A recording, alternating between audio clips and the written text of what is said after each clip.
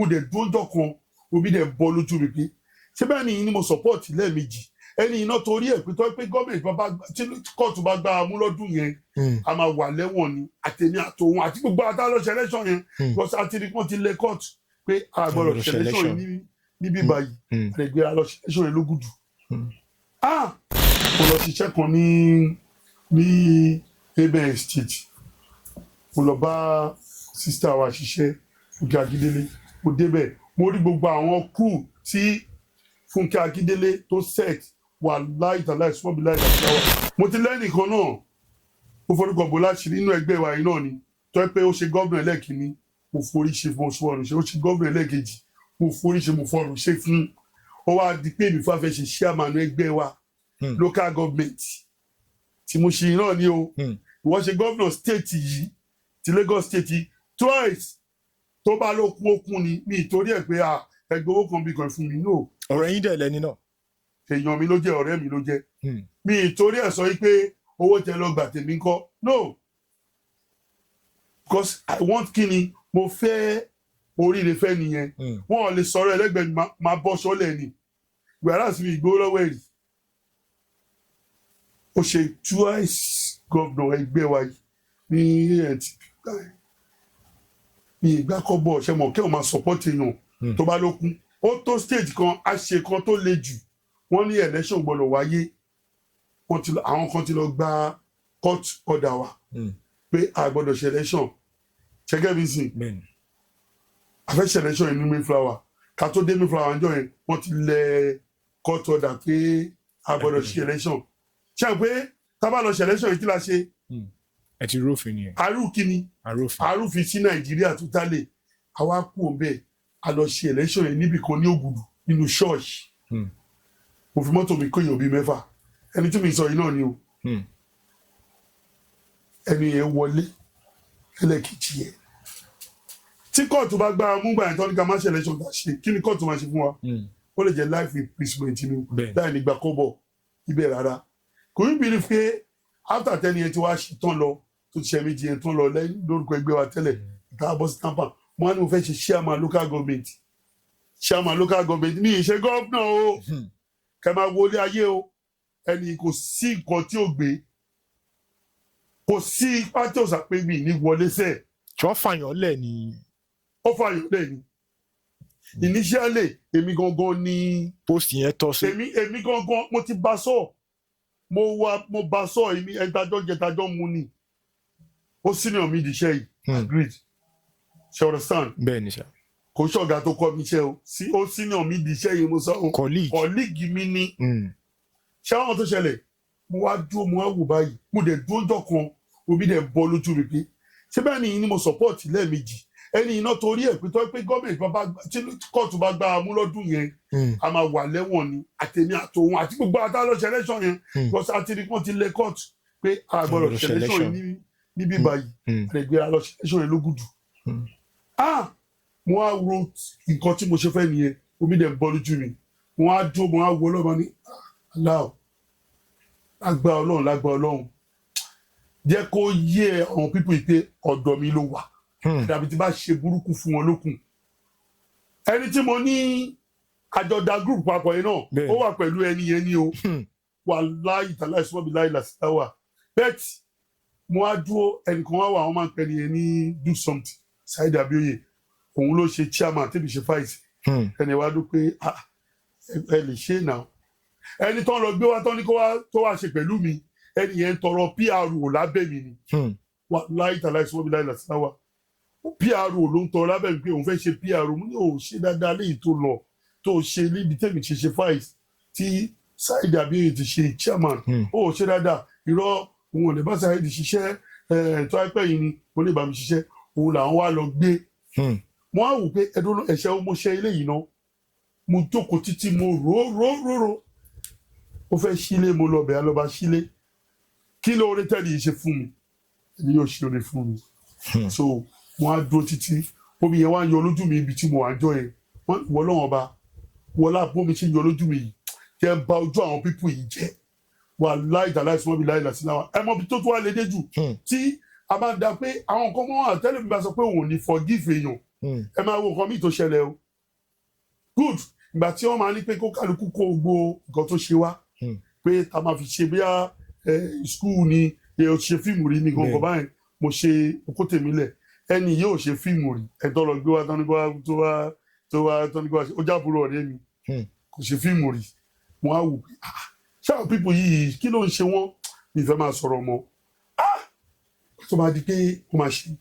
ẹ wá mọ̀ tó ṣẹlẹ̀ àwọn tó wá ṣètò fún panel tó jẹ́ bíi INEC wa wọ́n disqualify ẹni yẹn ṣẹkẹ́ mi sì pé ẹni yẹn kọ́ kò meet up ṣẹpẹ́ mi meet up kí ló tún wá yẹ káwọn pípù yẹn ṣe kí ló yẹ kán ṣe ìbò wọn ta ló yẹ kán dì fún. ẹ̀yin ló yẹ kán dì fún. kí lẹ wí. ẹ̀yin ló yẹ kán dì fún. ọ̀rẹ́ tímọ́tímọ́ ni wá o àjọ ń jẹ àjọ mu ni mi ní dárúkọ ẹnìyẹn tó bá ti wo program á mọ̀ pé òun ni mò ń bá wí tó èmi òun mi fẹ́yàn jẹ ọlọ́run bá nìkan mo bẹ̀rù wàláì dàlá ìsúnmọ́ mi láyé lọ sí wọn.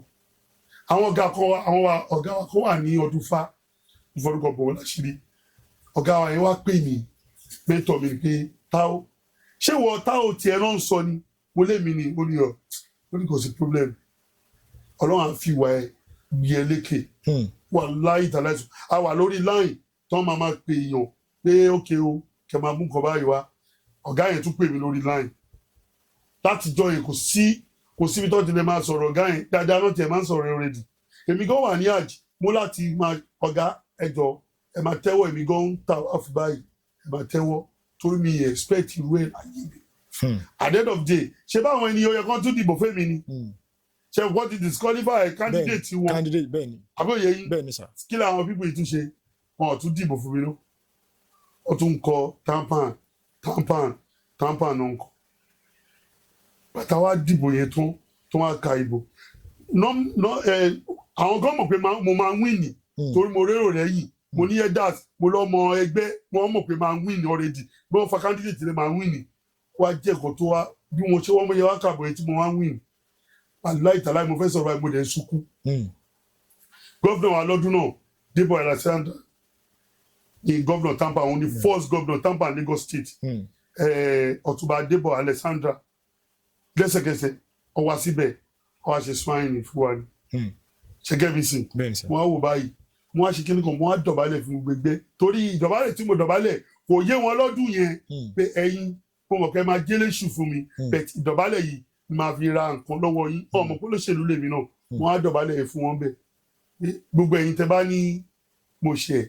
èmi ò ṣẹ̀ yín o bẹ̀t ẹ̀yin tèmi náà ṣẹ̀ ẹ má bínú kọ́ lè jẹ́ kí ṣe kí ni ìráyè ṣe tìǹbù àdẹ́dọ̀ mi náà gbà tí mo wà ń bẹ̀ náà nǹkan gbogbo ọgbọ́n tó ń dá ọlọ́run ju wọn lọ kò tí ì sí ni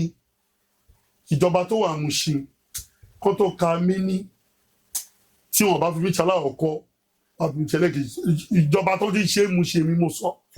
tó dáa jù ní Mushin local government gbogbo ẹni mo fi sọ orúkọ mi ò yí padà everybody ló mọ̀ mí táó òdòdó lówó everybody ló mọ̀ mí Mushin ṣebí Mushin náà lẹ tí wàá ṣe interview yìí Mushin náà mo ti sọ kò sóńtọ̀ ọ̀hún gbogbo tó máa sọ pé táó ìjọba táó bẹ́ẹ̀ tí gbogbo àwọn yẹn wọ́n bẹ̀ mí o wọ́n lọ tí wọ́n parí ìjà yẹn láké wọ́n parí ẹ̀ lóko bẹ̀tẹ́ mi bá ti rí i pé nǹkan gbà tẹ́ni ìwúre ẹni yóò lè ṣe nǹkan tó dáa fún mi mọ́ bẹ́tà kí gún ṣe dínú kí n fílẹ̀ kí n máa lọ́rùn so kò jẹ́ àwọn ìrí tí mo ó pọ̀ bẹ̀tì àwọn tí mo rántí inú ẹ̀ tí mo lè sọ ṣé nígbà míì tẹ bá ti rántí kan míì tó bá báyìí lọ́kàn jẹ́ pé ṣẹ́ni iye kó ṣe ṣá kí mo ṣe fẹ́ ni tó já burú so definitely tó bá ti wá ní nǹkan míì tó bá fẹ́ ṣe ẹni yẹn ó máa wà ní ibi aburú yẹn ni ṣẹ́bọ̀ kí lẹ máa ṣe kẹkúkú yọwọ́ ẹkú ṣe tó bá tó àsìkò tọ́lọ́run bá máa ṣe kí ni tó máa ṣe nǹkan tó jù yẹn lọ ọlọ́run máa ṣe ẹ báwa náà rè ẹ ṣeun gan bàbá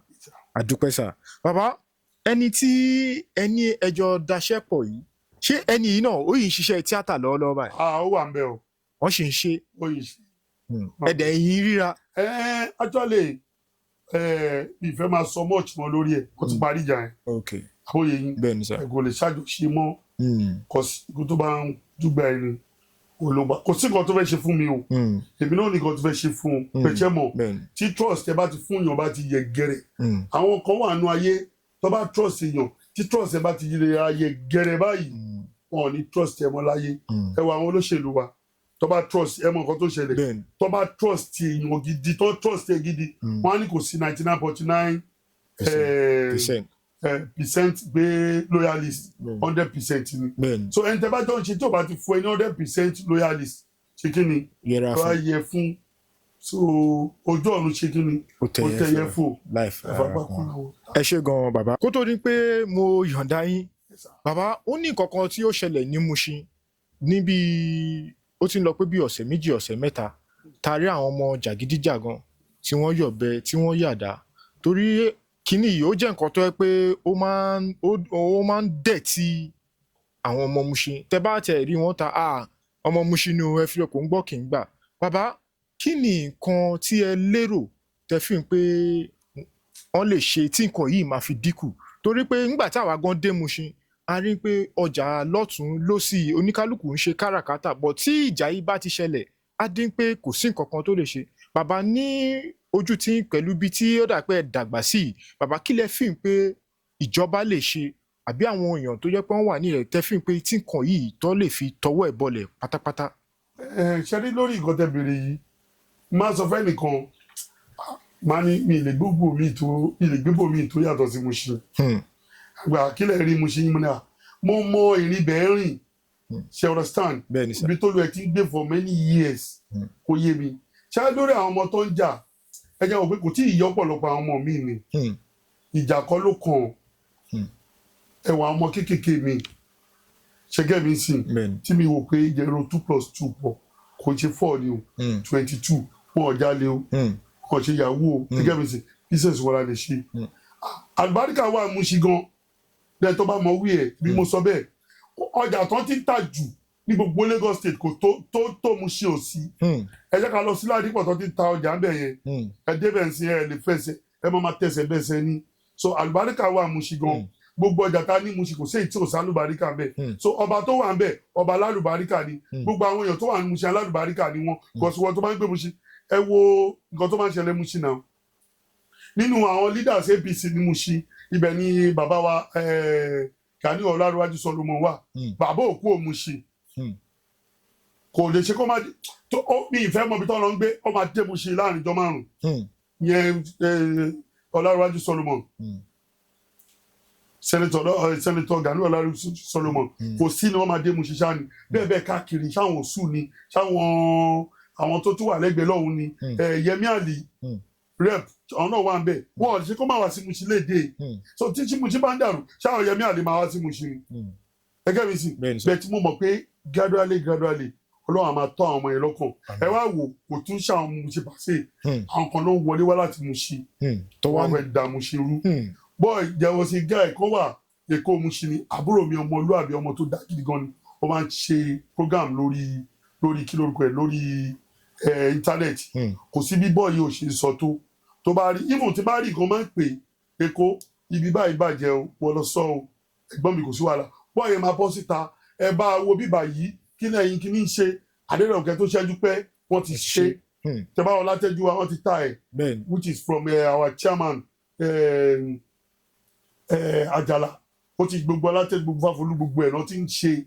lè dé Mushin kẹgbọ́n náà kọjá gẹ́gẹ́gá gbogbo ètò máa ṣe wọ́n ṣe kọ́tà ní Fáfolú lọ́wọ́ yìí sí so Mushin jẹ́ ìlú tó yẹ pé ìlú àlùbáríkà ni Mushin ẹ gbàgbé mi fẹ́ mọ̀ nǹkan tó ń tà ní local government tó kù bẹ́ẹ̀ tí Mushin mi ṣẹ́rí Mushin o mo tún wọn gbà ládùúgbò àgbà Mushin ò ní dàrú o Mushin ò tiẹ̀ ní dàrú láíláí because Mushin and others ni ẹ gbàgbé bó ìṣẹ̀lẹ̀ Mushin and others ni èmi wàá mọ others tẹ mo fi kún wọn mi ìdẹ̀ ní ká débì kan mọ̀ pé ẹ̀yọ̀mọ local government bí ìtẹ́jọ́ rẹ ni ẹ ti ń wò wá pé bàbá Mushin and others. ẹ ṣeun gan bàbá kí n tó yọ̀ǹda yín kẹ́ ẹ̀ tó máa lọ bàbá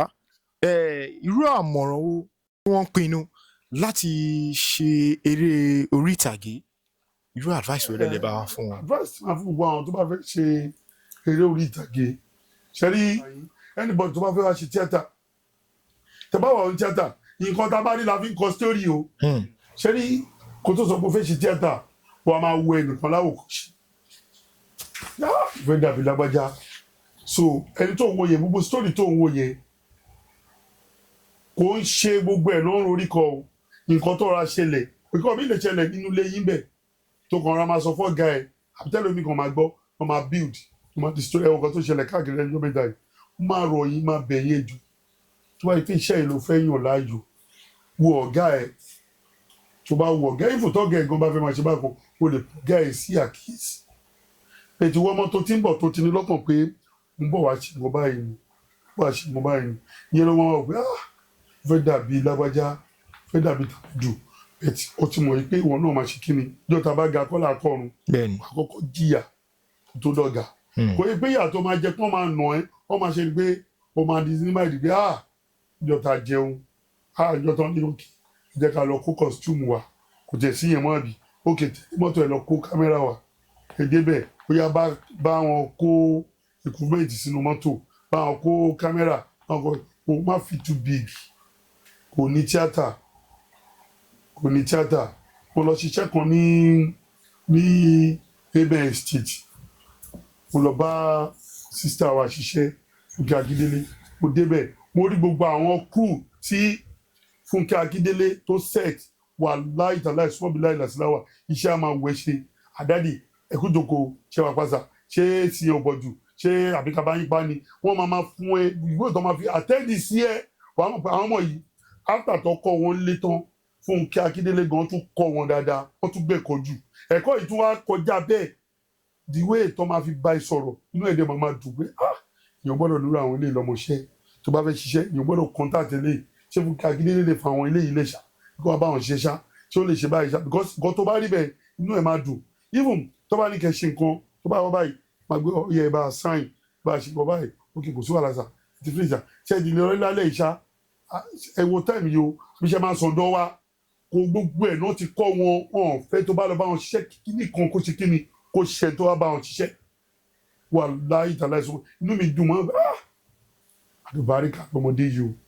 àlùbáríkà ni woman yìí o àlùbáríkà ni lady yìí o àlùbáríkà làǹtí yìí o àlùbáríkà làbúrò yìí o àlùbáríkà nìyá yìí o ṣàǹkó obìnrin náà jẹ́ ìyàwó náà jẹ́ àlùbáríkà nìyá yìí di so ẹjọ́ mú bẹ wá